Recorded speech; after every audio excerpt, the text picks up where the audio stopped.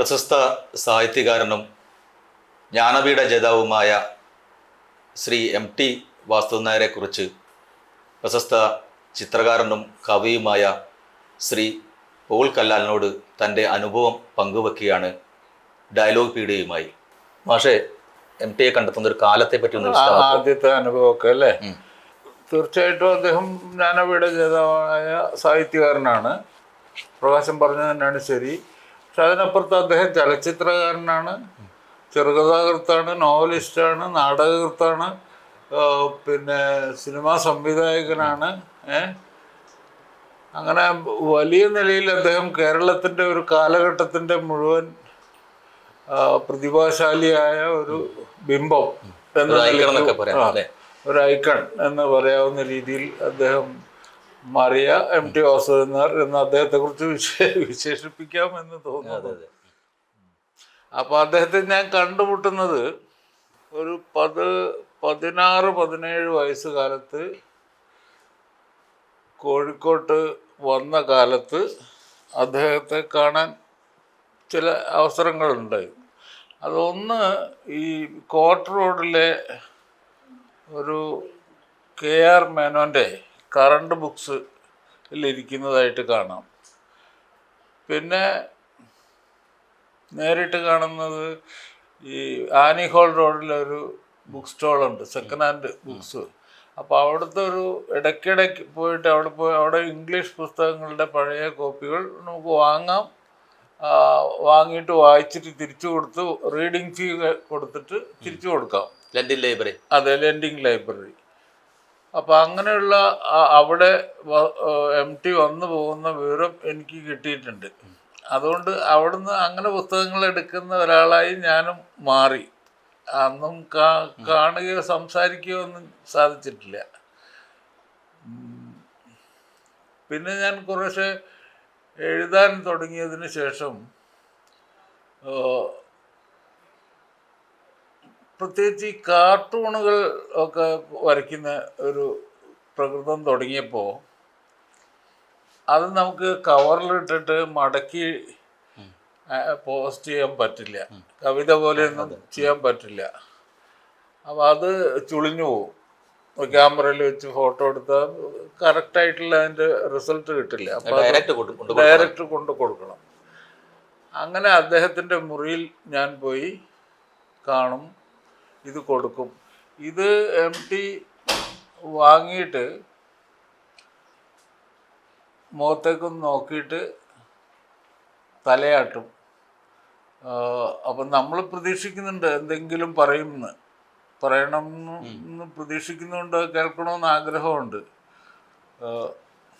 ഒന്നുമില്ല, വെറുതെ തലയാട്ടുക മാത്രം ചെയ്യും. ഒരു മാസമോ 2 മാസമോ അന്ന് ഒക്കെ ചിലപ്പോൾ 3 മാസമൊക്കെ കഴിയുമ്പോൾ ഒരു ദിവസം വളരെ ഒരു സർപ്രൈസ് പോലെയാണ് ആഴ്ചപ്പതിപ്പിൽ ഇത് ഞാൻ കാണുക. അത് പ്രസിദ്ധീകരിക്കുന്നുണ്ടെന്ന് അറിയുന്നില്ല, അങ്ങനത്തെ അറിയിപ്പൊന്നും നമുക്ക് കിട്ടുന്നില്ല. അങ്ങനെ വളരെ ആഹ്ലാദത്തോടു കൂടി ആണ് ഇത് കാണുക. പിന്നെ NV Krishna Warrier പത്രാധിപരായിരുന്നു, VM Nair പത്രാധിപരായിരുന്നു, GN Pillai പത്രാധിപരായിരുന്നു. അതിനിടയിൽ അവരുടെയൊക്കെ ഇടയിൽ MTയുടെ അസിസ്റ്റൻ്റായിട്ട് VR ഗോവിന്ദനുണ്ണി ഉണ്ടായിരുന്നു. അപ്പോൾ അവരുടെ അടുത്തൊക്കെയാണ് ഓരോന്ന് കൊടുക്കുക. എന്തായാലും ഇതിങ്ങനെ ഇടയ്ക്കിടയ്ക്ക് കൊണ്ടുപോയി കൊടുക്കും. ചിലത് വരും, ചിലത് തിരിച്ചു കിട്ടുകയോ വരികയോ ചെയ്യില്ല. അങ്ങനൊരു അങ്ങനെ നേരിട്ട് ചോദിക്കാനും പറ്റില്ല. അതായിരുന്നു ആദ്യകാലത്തെ ഒരിത്. ഈ കവിത മാതൃഭൂമിയിൽ അച്ചടിക്കുന്നതൊക്കെ MTൻ്റെ കാലത്താണോ? MT അപ്പോൾ അതാണ് കാലം. NV കൃഷ്ണവാര്യർ സീനിയറായിട്ടുള്ള എഡിറ്ററും MT എഡിറ്ററും ആയിട്ടുള്ള ഒരു കാലം. ആ കാലത്താണ് കവിതകളൊക്കെ പ്രസിദ്ധീകരിക്കുന്നത്. അപ്പോൾ MTയെ സംബന്ധിച്ച് ആലോചിക്കുമ്പോൾ ഈ ബാലൻസ് സർക്കുലേറ്റിംഗ് ലൈബ്രറിയിൽ വെച്ച് കാണുന്നു, കറണ്ട് ബുക്സിൽ വെച്ച് കാണുന്നു, പിന്നെ ഇങ്ങനെ കാറിൽ കടന്നു പോകുന്നത് കാണുന്നു, ടൗൺ ഹാളിലൊക്കെ നടക്കുന്ന ചില മീറ്റിങ്ങുകളിൽ പ്രസംഗിക്കുന്നത് കേൾക്കാൻ പോയിരിക്കുന്നു. ഇതൊക്കെയാണ് ആദ്യകാല അനുഭവങ്ങൾ. പിന്നെ ഇപ്പം ഈയിടെ ഇപ്പം അദ്ദേഹം മരിച്ചതിന് ശേഷം ഞാൻ ഇപ്പം തന്നെ ഒരു 3-4 അനുസ്മരണങ്ങൾക്ക് പല സ്ഥലങ്ങളിലായി പോയി. അവിടെ എല്ലാവരും പറയുന്ന ഒരു പ്രധാനപ്പെട്ട ഒരു കാര്യം, അദ്ദേഹമാണ് എഴുത്തുകാരൻ്റെ അന്തസ് ഉയർത്തിയ ഒരു നിലപാട് സ്വീകരിച്ച ഒരു എഴുത്തുകാരൻ അല്ലെങ്കിൽ ഒരു ആചാര്യൻ എന്ന നിലയിലാണ്. എനിക്കതിൽ ചെറിയ ഭേദഗതി വരുത്താനുണ്ട്. അദ്ദേഹം എഴുത്തുകാരൻ്റെ മാത്രമല്ല, മൊത്തം കലാകാരന്മാർ അത് കലയുടെ ഏത് ശാഖയിൽപ്പെട്ട ആണെങ്കിലും, കവിതയാണെങ്കിലും, കഥയാണെങ്കിലും, നോവലാണെങ്കിലും, അല്ലെങ്കിൽ ആ വിധത്തിലുള്ള എല്ലാത്തരം കലാവിഭാഗങ്ങളെയും അദ്ദേഹം കൃത്യമായി നിരീക്ഷിച്ചിട്ട് അതിൻ്റെ ഒരു ഫലം വായനക്കാർക്ക് ഉണ്ടാക്കി കൊടുക്കാൻ ശ്രമിച്ച ഒരു പത്രാധിപരാണ്. എഴുത്തുകാരൻ്റെ അന്തസ്സ് തീർച്ചയായിട്ടും അദ്ദേഹം ഉയർത്തിപ്പിടിച്ചു. കാരണം അദ്ദേഹം പല സന്ദർഭങ്ങളിലും അദ്ദേഹം അത്തരം കാര്യങ്ങളിൽ പ്രതികരിച്ചതൊക്കെ നേരിട്ട് ഞാൻ കണ്ടിട്ടുണ്ട്. ഇപ്പോൾ ഒരിക്കൽ ഒരു ഉദാഹരണം പറഞ്ഞാൽ, ആകാശവാണിയിലൊരു റെക്കോർഡിങ്ങിന് എന്നെ വിളിക്കുന്നു, ഞാൻ പോകുന്നു. അന്ന് MTക്കും ഒരു പരിപാടിയുടെ റെക്കോർഡിംഗ് ഉണ്ട്. അപ്പോൾ അവിടെ ചെന്നപ്പോൾ ഈ സ്റ്റുഡിയോയിലേക്ക് കയറുന്ന സമയത്ത് സ്റ്റേഷൻ ഡയറക്ടർ പറയുന്നു, സർ ചെരുപ്പ് ഊരിയിടണം. അപ്പോൾ MT ചെരുപ്പ് ഊരിയിടാൻ തയ്യാറായി.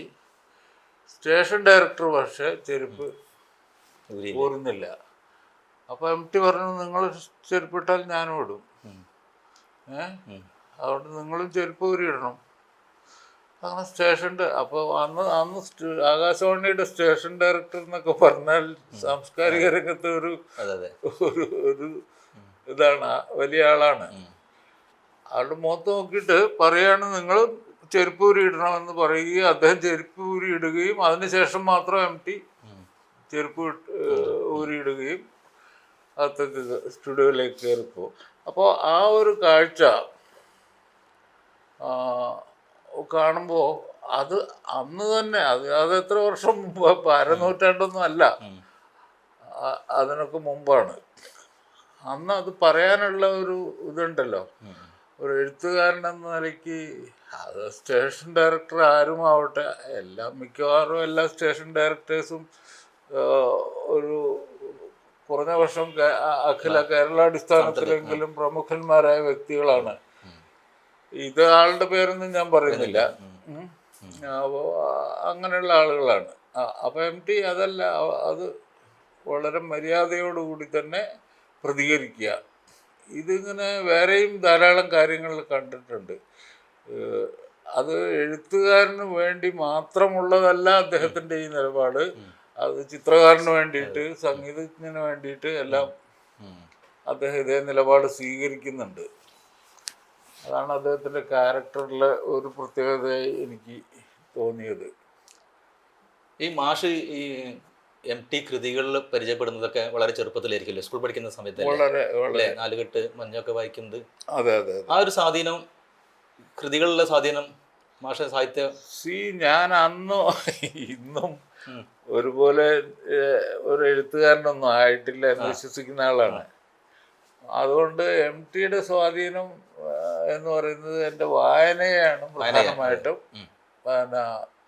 സ്വാധീനിച്ചിട്ടുള്ളത്. പിന്നെ അദ്ദേഹത്തെ അടുത്ത് പരിചയപ്പെടുമ്പോൾ അദ്ദേഹത്തിൻ്റെ വായന വളരെ അത്യാദരവോടും അത്ഭുതത്തോടും കൂടി, വായന മാത്രമല്ല, വായിച്ച പുസ്തകങ്ങളെക്കുറിച്ചുള്ള ഓർമ്മകൾ പറയുന്നത്, പുസ്തകങ്ങളുടെ പേര്, അതിലെ ഓഥറുടെ പേര്, കഥാപാത്രങ്ങളുടെ പേര്, ഇതൊക്കെ അദ്ദേഹം ഓർത്തിരുന്ന് പറയുന്നത് കേട്ടാൽ അത്ഭുതം തോന്നും. ഓർമ്മശക്തിയും അപാരമായിരുന്നു MTയുടേത്. വളരെ അപൂർവ സന്ദർഭങ്ങളിൽ അദ്ദേഹം ആരോടെങ്കിലും ചില സംശയങ്ങൾ ചോദിക്കുന്നു. അതും അന്ന് ഈ NV കൃഷ്ണവാര്യരെ പോലെയൊക്കെയുള്ള പണ്ഡിതന്മാരോട്, പിള്ള സാറിനോടും GN പിള്ളയോടും ചില വാക്കിൻ്റെ പ്രയോഗം എങ്ങനെയാണെന്നൊക്കെ ചോദിക്കുന്നത് കേട്ടിട്ടുണ്ട്. അതിനൊന്നും അദ്ദേഹത്തിന് ഒരു ഇതുമില്ല, വിഷമമില്ല. അറിവ് അന്വേഷിച്ച് നടക്കുന്ന ഒരാൾ കൂടിയായിരുന്നു. ഈ MT ഹെമിംഗ്വേനെ കുറിച്ച് ഇടയ്ക്കിടയ്ക്ക് അല്ലേ പറയും. പറയുന്നതായിരുന്നു. ഹെമിംഗ്വേനെ കുറിച്ച് ഒരു പുസ്തകവും എഴുതിയില്ലേ? എഴുതിയിട്ടുണ്ട്. ഹെമിംഗ്വേ ഒരു മുഖവുര എന്ന് പറഞ്ഞൊരു പുസ്തകം എഴുതിയിട്ടുണ്ട്. ഹെമിംഗ്വേ അദ്ദേഹത്തിൻ്റെ ഒരു വലിയ ഒബ്സഷനായിരുന്നു. അദ്ദേഹത്തിൻ്റെ വലിയൊരു ആരാധ്യനായ ഒരു വലിയ വിഗ്രഹമായിരുന്നു. അത് ഈ ഏറ്റവും ഒടുവിൽ ഈ ആദ്യമൊന്നും വർഷങ്ങളായിട്ടില്ല, അദ്ദേഹം സ്പെയിനിലൊരു യാത്ര നടത്തി. ഒരുപക്ഷെ വിദേശത്തേക്കുള്ള അവസാനത്തെ യാത്ര അതാണോ എന്ന് എനിക്ക് സംശയമുണ്ട്. അപ്പോൾ സ്പെയിനിലേക്കുള്ള യാത്ര നടത്തിയപ്പോൾ ഈ ഹെമിംഗ്വേ ഈ സ്പെയിനിൻ്റെ ഒരാളാണ്. അവിടെയുള്ള ദേശീയ വിനോദമായ കാളപ്പോരിൻ്റെ ഒരു ആരാധകനാണ്. അങ്ങനെ ഈ ഇതിൻ്റെ ഒരു ടിക്കറ്റ് കിട്ടാൻ വേണ്ടി MT നടത്തിയ ശ്രമങ്ങൾ അവസാനം ടിക്കറ്റ് കിട്ടുന്നു. അത് വളരെ മുമ്പിലൊന്നും അല്ല, വളരെ പിന്നിലും അല്ല. അങ്ങനെ ഒരു ടിക്കറ്റൊക്കെ സംഘടിപ്പിച്ച് ഏതോ ഒരു സുഹൃത്തുണ്ട് കൂടെ അങ്ങനെ കാളപ്പോര് കണ്ട കഥ പറയുന്നുണ്ട്. അത് പറഞ്ഞു കഴിഞ്ഞിട്ട് അവസാനം അദ്ദേഹം പറയുന്നത് ഈ കാളപ്പോരിനെ കുറിച്ചും ഹെമിംഗ്വേയെ കുറിച്ചുമൊക്കെ പറഞ്ഞവരും അല്ലെങ്കിൽ ഞാൻ വായിച്ച പുസ്തകങ്ങളൊന്നും ഒരു ഇല്ലാത്തൊരു കാര്യം കൂടി ഞാൻ അവിടെ നേരിട്ട് കണ്ടു. അപ്പം ഞാൻ ചോദിച്ചു അതെന്താണ്? അതായത് ഈ കാളയും ഈ ആയിട്ടുള്ള ഇതാണല്ലോ, ഈ മൽപ്പിടുത്താണല്ലോ. അവസാനം ഈ കാള ചത്തു കഴിയുമ്പോൾ ഈ പോരാളി ഈ ചത്തു കിടക്കുന്ന കാളയ്ക്ക് ഒരു സല്യൂട്ട് കൊടുത്തിട്ടാണ് അവസാനിക്കുന്നത്. ഒരിടത്ത് ഞാൻ വായിച്ചിട്ടില്ല, അത് ഞാൻ നേരിട്ട് കാണുകയാണ് കണ്ടത്. പക്ഷെ അതൊക്കെ പറയുമ്പോൾ അദ്ദേഹത്തിന് പുതിയ ഒരു ഫൈൻഡിങ്, ആ കാളപ്പോര് കണ്ടതിൻ്റെ ഒരു ആവേശം, അതിനെക്കുറിച്ചുള്ള വലിയ ഒരു വാചാലത സാധാരണ കാണുന്ന ഒരു MT അല്ല, വളരെ ടോക്കറ്റീവായിട്ടുള്ള ഒരു MT. അതെനിക്ക് സ്ട്രൈക്ക് ചെയ്തിട്ടുണ്ട്. മാഷൊക്കെ ഈ സിനിമ കാണാൻ തുടങ്ങുന്ന കാലത്ത് MT സിനിമയിൽ നിറഞ്ഞു നിൽക്കുന്ന ആളാണ്. തിരക്കഥാകൃത്ത്, സംവിധായകൻ എന്ന രൂപത്തിലൊക്കെ ഓളവും തീരവും നിർമാല്യൊക്കെ കണ്ടത് മാഷ്ക്ക് ഓർമ്മയുണ്ട്? നല്ല ഓർമ്മയുണ്ട്. നിർമാല്യം കണ്ടത് ഓർമ്മയുണ്ട്. നിർമാല്യത്തിന് സ്വർണ്ണ മെഡൽ കിട്ടുമ്പോൾ ഇപ്പോൾ നമ്മൾ ഈ പറഞ്ഞ അണിയറ ഉണ്ടല്ലോ, അണിയറയുടെ പേരിൽ ഞങ്ങൾ ഒരു സ്വീകരണം കൊടുത്തു. അന്ന് PJ ആൻ്റണി ഉണ്ടായിരുന്നു. അന്ന് യാദൃച്ഛികമായി ജോൺ അബ്രാഹം എന്ന് പറഞ്ഞാൽ നമ്മൾ അവസാനം കണ്ട ജോൺ അബ്രാഹം അല്ല, വളരെ സുന്ദരനും വെൽ ഡ്രസ്ഡായി ഒക്കെ ആയിട്ടുള്ളൊരു ജോൺ അബ്രാഹം. അപ്പോൾ ജോൺ അബ്രാഹവും ഇതിൽ പങ്കെടുത്തു. അദ്ദേഹത്തിന് സിനിമയും ഈക്വലി ഇമ്പോർട്ടൻ്റ് ആയിട്ടുള്ള ഒരു മീഡിയ ആയിരുന്നു അന്നും. അദ്ദേഹത്തിൻ്റെ എഴുത്തിൽ, ഈ MTയുടെ എഴുത്തിൽ ഒരുതരം ഈ ഓർഹാൻ പാമുക്കൊക്കെ പറയുന്ന വിഷ്വൽ റൈറ്റിംഗ് എന്ന് പറയുന്ന ഒരു രീതിയുണ്ട്. ഒരു വിഷ്വൽ റൈറ്റിംഗ്, ഒരു ദൃശ്യാത്മകമായ എഴുത്ത്. അത് അദ്ദേഹത്തിൻ്റെ നിരീക്ഷണത്തിൻ്റെ ആധിക്യം കൊണ്ട് ഉണ്ടായതാവാം. പക്ഷെ അത് സിനിമയ്ക്ക് വളരെ ആവശ്യമാണല്ലോ. മഞ്ഞൊക്കെ വായിക്കുമ്പോൾ നമുക്ക് തോന്നും ശരിക്കും കിട്ടും. അപ്പോൾ അത് പിന്നെ അദ്ദേഹത്തിന് ഈ തിരക്കഥ എഴുതുന്ന കാര്യത്തിലൊക്കെ വളരെ സഹായം ആയി തീർന്നിട്ടുണ്ടാവണം. കാരണം ഒരു ഡയലോഗ് പോലും പറയാതെ ഒരു പ്രത്യേക സന്ദർഭത്തെ അല്ലെങ്കിൽ ഒരു കഥാസന്ദർഭത്തെ പ്രകാശിപ്പിക്കാൻ അദ്ദേഹത്തിന് ആ രീതിയിൽ തിരക്കഥ തന്നെ എഴുതാൻ, അദ്ദേഹം സംവിധായകനെ ആവുമ്പോൾ ആ രീതിയിലുള്ള ശ്രമങ്ങൾ നടത്തുന്നുണ്ട്. അല്ലാതെ തന്നെ അദ്ദേഹത്തിന് തിരക്കഥ എഴുതുമ്പോൾ തന്നെ, അപ്പോൾ ഞാനിപ്പോൾ കഴിഞ്ഞ ദിവസവും അദ്ദേഹത്തിൻ്റെ ചില തിരക്കഥകളെടുത്ത് വായിച്ചു നോക്കി. അപ്പോൾ അത് വായിച്ചു നോക്കുമ്പോൾ നമുക്ക് തോന്നുന്ന ഒരു കാര്യം, ഒരു സംവിധായകന് അയാൾ എത്ര പ്രഗത്ഭമതി അല്ലെങ്കിൽ തുടക്കക്കാരനാണെങ്കിൽ പോലും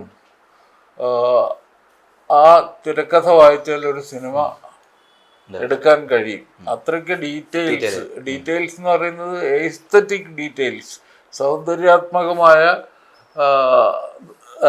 വിശദാംശങ്ങൾ അത് അദ്ദേഹം ഇപ്പോൾ കാർക്കിച്ച് തുപ്പുന്നു, ആ തുപ്പിയിട്ട് ആ തുപ്പൽ പോയി വീഴുന്നത് റോസാപ്പൂവിൻ്റെ മുകളിലാണ് എന്നൊക്കെ പറയുമ്പോൾ ഉണ്ടാവുന്ന ഒരു എഴുതുമ്പോൾ ഉണ്ടാവുന്ന ഒരു ഇതില്ലേ, അതിൻ്റെ ഒരു ആ വൈകൃതത്തിൻ്റെ ഒരു ആഴം. അപ്പോൾ അത്ര വിശദാംശമുള്ളതാണ് അത്. പലപ്പോഴും പല സിനിമകളും കണ്ടപ്പോൾ ഞാൻ വിചാരിച്ചത് ഇത് സംവിധായകൻ കൊള്ളാലോ എന്നാണ്. അങ്ങനെ അല്ല, അത് MT തന്നെ സംവിധായകന് വേണ്ട ചില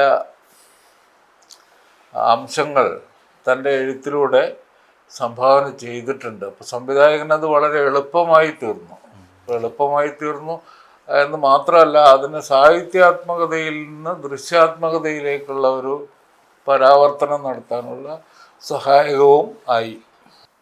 MT പൊതുവെ മിതഭാഷയായിട്ടാണ് പറയപ്പെടുന്നത്. മാഷ അനുഭവത്തിൽ MTയുമായുള്ള ബന്ധത്തിൽ മാഷക്കുള്ള അനുഭവം എങ്ങനെയാണ്? മാഷും MTയും തമ്മിലുള്ള സംസാരം? എനിക്കും ഞാൻ പറഞ്ഞല്ലോ തുടക്കത്തിൽ, അതായത് അതുമായിട്ട് സംസാരിക്കുക എളുപ്പമായിരുന്നില്ല. ഒരു അകൽച്ച എപ്പോഴും എന്നെപ്പോലെ മറ്റു പലർക്കും ഉള്ള പോലെ എനിക്കും ഉണ്ടായിരുന്നു. പക്ഷേ പല സന്ദർഭങ്ങളും ഉണ്ടായിട്ടുണ്ട് ഈ അദ്ദേഹം തീരെ മിതഭാഷയല്ല എന്ന് തെളിയിക്കുന്ന സന്ദർഭങ്ങൾ ഉണ്ടായിട്ടുണ്ട്. ഇപ്പോൾ ഒരു കണ്ണൂരാണോ ആ വടക്കൻ കേരളത്തിലെ ഒരു സ്ഥലത്തേക്ക് ഞങ്ങൾ ഒരുമിച്ചൊരു യാത്ര ചെയ്തു. ആ യാത്ര ചെയ്യുമ്പോൾ കാറിൽ അദ്ദേഹം ഞാനും മാത്രമേ ഉള്ളൂ, പിന്നെ ഡ്രൈവറും മാത്രമേ ഉള്ളൂ. ഇവിടുന്ന് ആ ദൂരം മുഴുവൻ ഈ പരിപാടി നടക്കുന്ന ആ ജില്ലയിലേക്കുള്ള ആ സ്ഥലത്തേക്കുള്ള ഒരു 1-2 മണിക്കൂർ ദൂരം എന്നോട് അദ്ദേഹം ഒരക്ഷരം മിണ്ടിയിട്ടില്ല. അങ്ങോട്ട് പോകുമ്പോൾ അതൊരു ലഹരി വിരുദ്ധ ക്യാമ്പിൻ്റെ അവയർനെസ് ഉണ്ടാക്കുന്ന ഒരു ക്യാമ്പിൻ്റെ സമാപനം ഉദ്ഘാടനം ചെയ്യാൻ പോവാണ്. എനിക്ക് ഒരു ആശംസ പ്രസംഗമുണ്ട് അതിൽ. അപ്പോൾ ഒരക്ഷരം എന്നോട് അങ്ങോട്ട് പോകുമ്പോൾ വേണ്ടിയിട്ടില്ല. പക്ഷെ തിരിച്ചു വരുമ്പോൾ ഞാൻ പറഞ്ഞു, വാസുവേട്ടൻ്റെ പ്രസംഗം വളരെ പ്രസക്തമായിരുന്നു. കാരണം ഈ പല ചെറുപ്പക്കാരും എന്നെപ്പോലെയുള്ള ആളുകളോട് പോലും ചോദിക്കാറുള്ളൊരു ചോദ്യമുണ്ട്, ലഹരി ഏതെങ്കിലും തരത്തിൽ കലയ്ക്ക് സാഹിത്യത്തിന് ഒക്കെ പ്രചോദനം ഉണ്ടാക്കുന്ന ഒരു ഘടകമാണോ എന്ന്. അങ്ങനെ ഒരു ചോദ്യം ചോദിച്ചാൽ അതിനൊരു ഉത്തരം പറയുന്നത് അങ്ങനെ ഒരു ചോദ്യം ആരോ ചോദിച്ചതുപോലെയും അതിന് ഉത്തരം പറയുന്നത് പോലെയുമായി തീർന്നു വാസുവേട്ടൻ്റെ പ്രസംഗം. അത് വളരെ പ്രസക്തമായിരുന്നു എന്ന് ഞാൻ അപ്രീഷിയേറ്റ് ചെയ്തപ്പോൾ അദ്ദേഹം എന്നോട് പറഞ്ഞു, വളരെ ഖേദത്തോടു കൂടി പറഞ്ഞു, പോളിപ്പോൾ ഇത് പറഞ്ഞപ്പോഴാണ് എനിക്ക് ബഷീറിനെ കുറിച്ച് പറയാമായിരുന്നു എന്ന് ഓർമ്മ വരുന്നത്. ഞാൻ ചോദിച്ചു, അതെന്താണ്, ബഷീറിനെ കുറിച്ച് എന്താണ് പ്രത്യേകിച്ച് പറയാനുള്ളത്? ബഷീർ ലഹരിയും തമ്മിൽ വല്ല ബന്ധമുണ്ടോ? അപ്പോൾ അദ്ദേഹം ഉണ്ടെന്നോ ഇല്ലയെന്നോ പറഞ്ഞില്ല. അദ്ദേഹം ഇങ്ങനെയാണ് പറഞ്ഞത്, ബഷീർ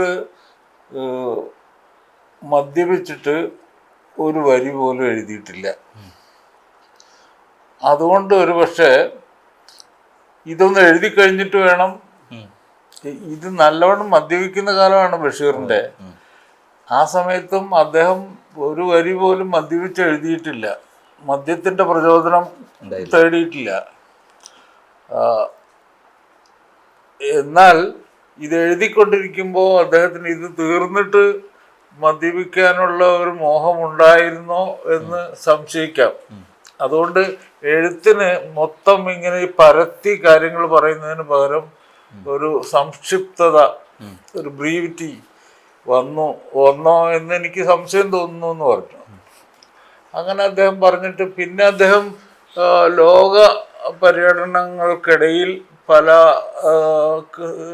സ്ഥലങ്ങൾ, ഇപ്പോൾ ടോൾസ്റ്റോയ് സ്ക്വയർ അല്ലെങ്കിൽ അതുപോലെയുള്ള വലിയ വലിയ വലിയ മഹാന്മാരായ ഷേക്സ്പിയർ ഗ്രാമം, വില്ലേജ്, അങ്ങനെയുള്ള സ്ഥലങ്ങളിലൊക്കെ, അങ്ങനെയുള്ള പല സ്ഥലങ്ങളിൽ പോയപ്പോൾ അവിടെയൊക്കെ ലഹരി വളരെ നിഷിദ്ധമാണ്.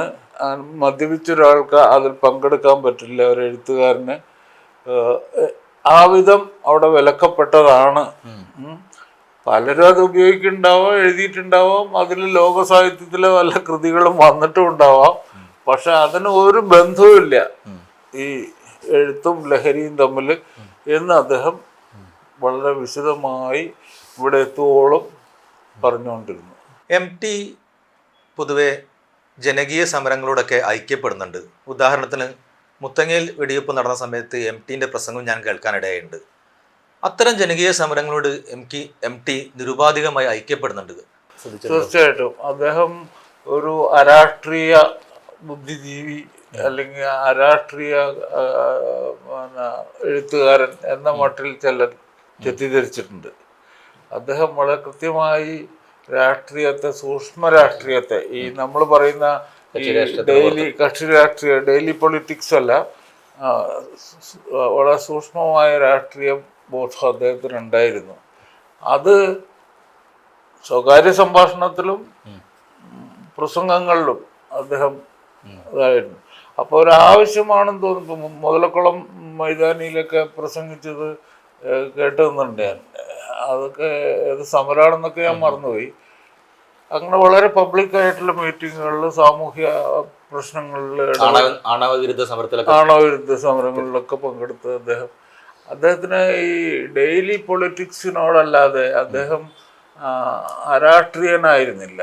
രാഷ്ട്രീയമുണ്ടായിരുന്നു. അത് സൂക്ഷ്മമായ നമ്മുടെ ജീവിതത്തിൻ്റെ അടിസ്ഥാന ഘടനയുമായി ബന്ധപ്പെടുന്ന ഇഷ്യൂസിനെ, പ്രശ്നങ്ങളെ നേരിടുന്ന ഒരു രാഷ്ട്രീയ ബോധം അദ്ദേഹത്തിനുണ്ടായിരുന്നു. അത് അദ്ദേഹത്തിൻ്റെ പ്രസംഗങ്ങൾ എന്ന് പറയുന്ന പുസ്തകം വായിച്ചാൽ അതിൽ നിന്ന് കുറേ കിട്ടും. അദ്ദേഹത്തിൻ്റെ ഇൻ്റർവ്യൂകളിലും അത് അദ്ദേഹം പലയിടത്തും ആവർത്തിച്ച് പറയുന്നുണ്ട്. അപ്പോൾ അദ്ദേഹത്തിൻ്റെത് ഒരു എസ്കേപ്പിസ്റ്റ് ചില എഴുത്തുകാർക്കുള്ളതുപോലെ ഞാൻ സ്വതന്ത്ര ജീവിയാണ് എന്നുള്ള അങ്ങനെ മാറി നിൽക്കുന്ന ഒരു ആളായിരുന്നില്ല. അത് ഇടപെടേണ്ടയിടത്ത് ഇടപെടുക തന്നെ ചെയ്യുന്ന ഒരു എഴുത്തുകാരനായിരുന്നു. തുഞ്ചൻപറമ്പിനെ ഇന്നത്തെ ഈ സ്ഥിതിയിൽ എത്തിക്കുന്നതിൽ MTക്ക് വലിയൊരു പങ്കുണ്ട്. ഇന്നിപ്പോൾ അതൊരു യൂണിവേഴ്സിറ്റി ആയി മാറിയിട്ടുണ്ട്. പുറത്തുള്ള എഴുത്തുകാരൊക്കെ കൊണ്ടുവരാനും അതിൻ്റെ ഫണ്ട് കളക്ട് ചെയ്യാനൊക്കെ MT നന്നായിട്ട് പണിയെടുത്ത സാഹിത്യകാരനാണ്. KP കേശവമേനോൻ തുടങ്ങി വെച്ചെടുത്താണ് ഞാൻ തുടങ്ങിയെന്നൊക്കെ MT പറഞ്ഞ് ഇൻ്റർവ്യൂലൊക്കെ പറയുന്നത് കേട്ടിട്ടുണ്ട്. എനിക്ക് SK പൊറ്റക്കാട് അതിൻ്റെ ചെയർമാനായിരിക്കുന്ന കാലം ഓർമ്മയുണ്ട്. അതുപോലെ പ്രഗത്ഭരായ പല ആളുകളും അതിൻ്റെ സാരഥ്യം ഏറ്റെടുത്ത് പ്രവർത്തിച്ചിട്ട് ഇതുണ്ട്. മിക്കവാറും അവിടെ ഞാൻ എത്തിപ്പെടാറുള്ളത് ഈ ആകാശവാണി ആ കാലത്ത് കവി സമ്മേളനങ്ങൾ അവിടെ വെച്ച് റെക്കോർഡ് ചെയ്തിട്ട് പിന്നീട് പ്രക്ഷേപണം ചെയ്യും. അങ്ങനെ അവിടെ പലവണ പോയിട്ടുണ്ട്. അപ്പോൾ SK പൊറ്റക്കാട് അവിടെ ചെയർമാനായിരിക്കുന്ന കാലത്ത് പോയിട്ടുണ്ട്. പക്ഷേ MT അത് ഏറ്റെടുത്തതിന് ശേഷമാണ് അത് ഒരു സജീവമായ ഒരു സാംസ്കാരിക ഇടം ആയി മാറുന്നത്. അത് ഞാൻ നേരത്തെ പറഞ്ഞ മാതിരി ഷേക്സ്പിയർ വില്ലേജ് അല്ലെങ്കിൽ ടോൾസ്റ്റോയ് സ്മാരകം എന്നൊക്കെ പറയുന്നത് പോലെ മഹത്തായ ലോകത്തെ കുറെ ഈ എഴുത്തുകാരെ ബഹുമാനിക്കുന്ന, കലാകാരന്മാരെ ബഹുമാനിക്കുന്ന ചില ഇടങ്ങളൊക്കെ നേരിട്ട് കണ്ടപ്പോൾ അദ്ദേഹത്തിന് തോന്നിയ ഒരനുഭവത്തിലാണ് എന്തുകൊണ്ട് നമുക്ക് ഭാഷാ പിതാവിന് വേണ്ടി അല്ലെങ്കിൽ ആധ്യാത്മരാമായണ കർത്താവിന് വേണ്ടി ഒരു സ്ഥാനം ഉണ്ടാക്കിയിട്ട് അത് മലയാള ഭാഷയുടെ പുരോഗതിക്ക് ഉപയോഗപ്പെടുത്തിക്കൂടാ എന്ന് അദ്ദേഹം ചിന്തിച്ചത്. അതിന് MT ആയതുകൊണ്ട് തന്നെ ധാരാളം സപ്പോർട്ടേഴ്സിനെ കിട്ടി. അവരുടെ പലതരത്തിലും സാമ്പത്തികമായി അതിന് പിന്തുണ കിട്ടി. സാന്നിധ്യം കൊണ്ട് മികച്ച കലാകാരന്മാർ, കേരളീയരും പുറത്തുള്ളവരും എന്തിനും വിദേശികൾ വരെ ഉള്ള പല ആളുകളെയും MT ആയതുകൊണ്ട് മാത്രം അദ്ദേഹത്തിൻ്റെ ബന്ധത്തിൻ്റെ ഒരു അടിസ്ഥാനത്തിൽ അവിടേക്ക് വരുത്താനും അതിനെ വലുതാക്കാൻ വേണ്ട പ്രവർത്തനങ്ങൾ ചെയ്യാനും സാധിച്ചു. ഒരിക്കൽ MT എന്നെ ഒരാളെ വിളിപ്പിച്ചിട്ട് പറഞ്ഞത്, അവിടെ നമുക്ക് ഈ വിദ്യാരംഭത്തിൻ്റെ ഒരിത് നടത്തുന്നുണ്ട്, അതിന് എന്തായാലും പോള് വരണം, പങ്കെടുക്കണം. അപ്പോൾ ഞാനതിൻ്റെ വിവക്ഷകൾ MT എന്താണ് ഉദ്ദേശിക്കുന്നത് അതുകൊണ്ട് എന്നൊന്നും എന്നോട് പറഞ്ഞില്ല, ഞാൻ ചോദിച്ചുമില്ല. പിന്നെ അദ്ദേഹത്തിൻ്റെ സംഭാഷണത്തിൽ വന്നു, അത് ഒരു അമ്പലം പോലെയൊക്കെ ആക്കി മാറ്റാനുള്ള ചില ശ്രമങ്ങൾ നടക്കുന്നുണ്ട്. നമ്മളെ സംബന്ധിച്ചിടത്തോളം വളരെ സെക്കുലറായിട്ടുള്ള ഒരിത്. എഴുത്തച്ഛൻ, തീർച്ചയായിട്ടും എഴുത്തച്ഛൻ ഭാഷാപിതാവ്, അദ്ദേഹത്തിനെ നമ്മൾ സ്മരിക്കണം, അദ്ദേഹത്തിന് സ്മാരകം ഇതാക്കണം, അവിടെ വിദ്യാരംഭം നടത്തണം. ഇതൊക്കെ ശരിയാണെങ്കിലും അതൊരു അനുഷ്ഠാനപരമോ അല്ലെങ്കിൽ ഭക്തിപരമോ മതപരമോ ആയ ഒരു കാര്യം ആവരുത്. എല്ലാ മതവിഭാഗങ്ങൾക്കും പ്രവേശിക്കാനും പ്രവർത്തിക്കാനും പങ്കെടുക്കാനും പറ്റുന്ന ഒരു ഇടമായി മാറണം. അതുകൊണ്ട് അപ്പോൾ ഒരു പക്ഷേ എന്നെ അപ്പോൾ അദ്ദേഹം ഉദ്ദേശിച്ചത് ഒരു ക്രിസ്ത്യനോ അല്ലെങ്കിൽ ഒരു മുസ്ലിം എന്നോ ഇതൊന്നുമില്ല. എനിക്ക് ഓർമ്മയുണ്ട് അങ്ങനെ വന്ന കുറേ ഈ മുസ്ലിം എഴുത്തുകാർ ഒക്കെ എനിക്ക് ഓർമ്മയുണ്ട്. എന്നെ വിളിച്ചതുപോലെ തന്നെ വിളിച്ചതാവാം. അപ്പോൾ അദ്ദേഹത്തിന് ആ ജനാധിപത്യപരമായ രീതിയിൽ പ്രവർത്തിക്കുന്ന, മതേതരമായി പ്രവർത്തിക്കുന്ന ഒരിടം എന്നതിനേക്കാൾ അപ്പുറത്ത് ഈ എഴുത്താണി എഴുന്നള്ളിപ്പ് പോലെയുള്ള ഇതൊക്കെ നടത്തുന്നുണ്ടെങ്കിൽ പോലും അത് മതപരം ആയിരിക്കരുത്, സാംസ്കാരികമായിരിക്കണം, ഭാഷാപരമായിരിക്കണം എന്നൊരു ശാഠ്യം അല്ലെങ്കിൽ ഒരു തീരുമാനം അദ്ദേഹത്തിനുണ്ടായിരുന്നു. അതിൻ്റെ ഭാഗമായിട്ട് പിന്നീട് നടന്ന പല അദ്ദേഹം സംഘടിപ്പിച്ച പല തുഞ്ചൻ ദിന ആഘോഷങ്ങളും അങ്ങനെ ആയിത്തീർന്നു. അത് തമിഴിലെയും കന്നഡയിലെയും ഹിന്ദിയിലെയും ഒക്കെ വലിയ എഴുത്തുകാരൊക്കെ അവിടെ വന്നിട്ട് അതൊരു വലിയ ഉത്സവമായി മാറിയല്ലോ. അത് MTക്കല്ലാതെ ഒരാൾക്ക് അങ്ങനെ ഒരു സംഘടിപ്പിക്കാൻ പറ്റില്ല. എന്നാൽ അത് സംഘടിപ്പിക്കുന്നത് അദ്ദേഹത്തെ സംബന്ധിച്ച് വളരെ എളുപ്പവുമായിരുന്നു. അദ്ദേഹത്തിൻ്റെ ബന്ധങ്ങൾ അത്രയും വലുതും വിശാലവും ആയിരുന്നു. അപ്പം പോൾ മാഷെ, ഈ രാഘവ മാഷ് സംഗീതത്തെക്കുറിച്ച് MT ഇങ്ങനെ വാചാലമായി സംസാരിക്കുന്ന ചില ഇന്റർവ്യൂകളിലൊക്കെ കണ്ടിട്ടുണ്ട്. രാഘവ മാഷ് ഈ നാടൻ ശീലികളിലൊക്കെ MTക്ക് ഭയങ്കരമായിട്ട് താല്പര്യത്തോടെ സംസാരിക്കുന്ന എന്താ മാഷൊക്കെ എങ്ങനെ?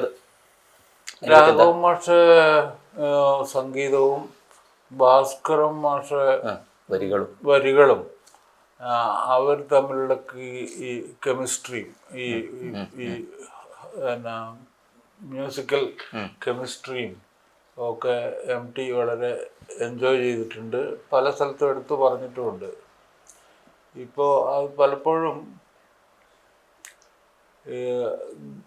ഗാനവും കവിതയും രണ്ടാണല്ലോ. അപ്പോൾ അതിൽ ഈ ഗാനപരമായ കാര്യങ്ങളിൽ കുറച്ചുകൂടി MTക്ക് ആകർഷണീയമായി തോന്നിയിട്ടുള്ളത് ഭാസ്കരൻ മാഷ വരികളും രാഘവ മാഷ സംഗീതമാണ്. രാഘവ മാഷാവട്ടെ ഈ സംഗീതത്തിൻ്റെ ഫോക്ക് അംശങ്ങളെ എന്ന് മാത്രമല്ല, അതിലെ ഒരുതരം ഇസ്ലാമികമായ നാടോടി അംശങ്ങളെപ്പോലും, അങ്ങനത്തെ കുറേ സിനിമകളൊക്കെ ഇറങ്ങിയിരുന്നല്ലോ. അപ്പോൾ ഉമ്മാച്ചു പോലെ, കുട്ടിക്കുപ്പായം പോലെ, സുബൈദ പോലെ, അതുപോലെ കുറേ സിനിമകളുണ്ടായിരുന്നു. അപ്പോൾ അതിനൊക്കെ വേണ്ടി വരികൾ എഴുതുന്നത് ഭാസ്കരൻ മാഷാണെങ്കിലും ഈ രാഘവ മാഷ് അതിന് കൊടുത്ത സംഗീതം നമ്മുടെ മലയാള സംഗീത ശാഖയിൽ തന്നെ വിപ്ലവം സൃഷ്ടിച്ച ഇതാണ്. വരികൾ കൊണ്ടും അതിന് കൊടുക്കുന്ന സംഗീതം കൊണ്ടും അത് MT വളരെ കൃത്യമായി വിലയിരുത്തിയിട്ടുണ്ട് അതിനെ. ഇപ്പോൾ ഒമ്പഴും നിന്റെ പുരികക്കൊടിയുടെ തുമ്പുകൊണ്ട് ഞരമ്പുകൾ കമ്പൊടിഞ്ഞൊരു ശീലക്കുടയുടെ കമ്പി പോലെ വലിഞ്ഞുപോയി എന്നൊക്കെ പറയുന്ന ഇതുണ്ടല്ലോ, ആ വരികളിലെ ഒരു നാടോടിത്തമുണ്ടല്ലോ, ആ ഒരു നാടൻ ഇതുണ്ടല്ലോ, ഗ്രാമ്യത ഉണ്ടല്ലോ, അതിനെ അതേപടി തന്നെ പുറത്തു കൊണ്ടുവരുന്ന വിധത്തിലുള്ള സംഗീതം കൊടുക്കുന്നതിൽ രാഘവൻ മാഷ് കായലരികത്ത് എഴുതി പാടിയതും അദ്ദേഹം തന്നെയാണ്. അദ്ദേഹം അത് ഒക്കെ വളരെ ഇതായിട്ട് എൻജോയ് ചെയ്തിട്ടുണ്ട്. അദ്ദേഹം അതിനെ അപ്രീഷിയേറ്റ് ചെയ്ത് പല സ്ഥലത്തും സംസാരിച്ചിട്ടുമുണ്ട്. ഇപ്പോൾ നമ്മൾ സംസാരിച്ചിരിക്കുന്നത് MTയുടെ വിയോഗത്തിൻ്റെ ഒരു വിഷാദം തങ്ങി നിൽക്കുന്ന ഒരു സാംസ്കാരിക അന്തരീക്ഷത്തിൽ ഇരുന്നുകൊണ്ടാണ്. അദ്ദേഹത്തെ ഞാൻ ഓർക്കുന്നു എന്ന് പറയുന്നത് ഏതൊക്കെ തരത്തിൽ ഓർക്കണമെന്ന് പറയണമെന്നും എവിടെ തുടങ്ങി എന്തൊക്കെ പറഞ്ഞ് എവിടെ അവസാനിപ്പിക്കണമെന്ന് പോലും എനിക്ക് നിശ്ചയമില്ലാത്ത വിധത്തിൽ ഒരു ബന്ധം ആണത്. MTയുടെ അടുത്ത് നമ്മൾ പോയിരുന്നാൽ അദ്ദേഹത്തിന് ഈ മലയാള സാഹിത്യത്തിലെ ഇതര എഴുത്തുകാരെ കുറിച്ചോ കലാകാരന്മാരെ കുറിച്ചോ ഒന്നും ഒരു ദൂഷണവും അദ്ദേഹം പറയുന്നത് ഞാൻ കേട്ടിട്ടില്ല. 1 മണിക്കൂറോ 2 മണിക്കൂറോ സംസാരിച്ചിരിക്കുക, പക്ഷേ 5 മിനിറ്റ് സംസാരിച്ചിരിക്കുമ്പോൾ തന്നെ ഒരു 10 പേരെ കുറിച്ചുള്ള ദൂഷണങ്ങൾ പറയുന്ന എഴുത്തുകാരെ ഞാൻ കണ്ടിട്ടുമുണ്ട്. അങ്ങനൊരു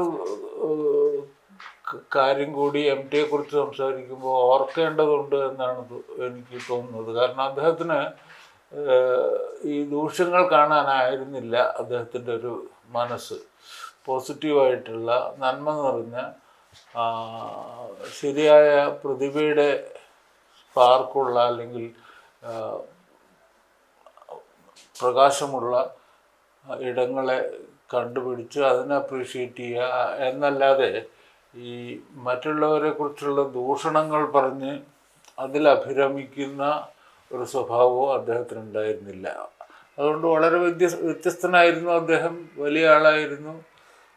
എഴുത്തിൽ മാത്രമല്ല ജീവിതത്തിലും അദ്ദേഹത്തിന് വലുതുണ്ട്. ഇപ്പം നമ്മൾ സോഷ്യൽ മീഡിയയിലൊക്കെ ഞാൻ കേൾക്കാറില്ല, എന്നാലും ഇങ്ങനെ നെഗറ്റീവായിട്ടൊക്കെ അദ്ദേഹത്തെക്കുറിച്ച് ധാരാളം കമൻറ്റുകൾ കേൾക്കുന്നുണ്ട് എന്നൊക്കെ പറഞ്ഞു കേൾക്കുന്നു. പക്ഷേ അതൊക്കെ ഈ വേറൊരർത്ഥത്തിൽ പറഞ്ഞാൽ ഈ അനുകരണമാണ് ഏറ്റവും വലിയ പ്രശംസ എന്ന് പണ്ട് ഒരാൾ പറഞ്ഞതുപോലെ ഈ ഇദ്ദേഹത്തെ ഇങ്ങനെ ദൂഷണം പറയുന്നത് വേറൊരു തരത്തിലുള്ള പ്രശംസ തന്നെയാണ്. അത് അദ്ദേഹത്തെ ആക്രമിക്കുന്നുണ്ടെങ്കിൽ അദ്ദേഹം ആക്രമിക്കുന്നത് വളരെ കൃത്യമായ ലക്ഷ്യങ്ങളിൽ എത്തുന്നുണ്ട്. അതിന് മൂർച്ചയുണ്ട്.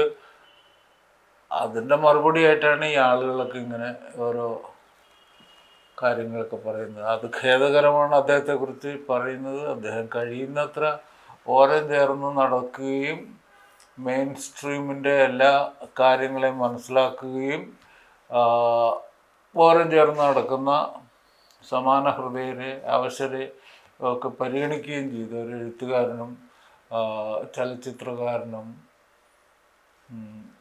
തിരക്കഥാകൃത്തും സാംസ്കാരിക പത്രാധിപരും എല്ലാം പറയണമല്ലോ. അദ്ദേഹത്തിൻ്റെ എല്ലാത്തരം കാര്യങ്ങളിലും അദ്ദേഹത്തിന് വ്യത്യസ്തത ഉണ്ടായിരുന്നു. അതിനൊരു നന്മ നിറഞ്ഞൊരു ഭാഷയുണ്ടായിരുന്നു എന്നാണ് എൻ്റെ വ്യക്തിപരമായ അഭിപ്രായം.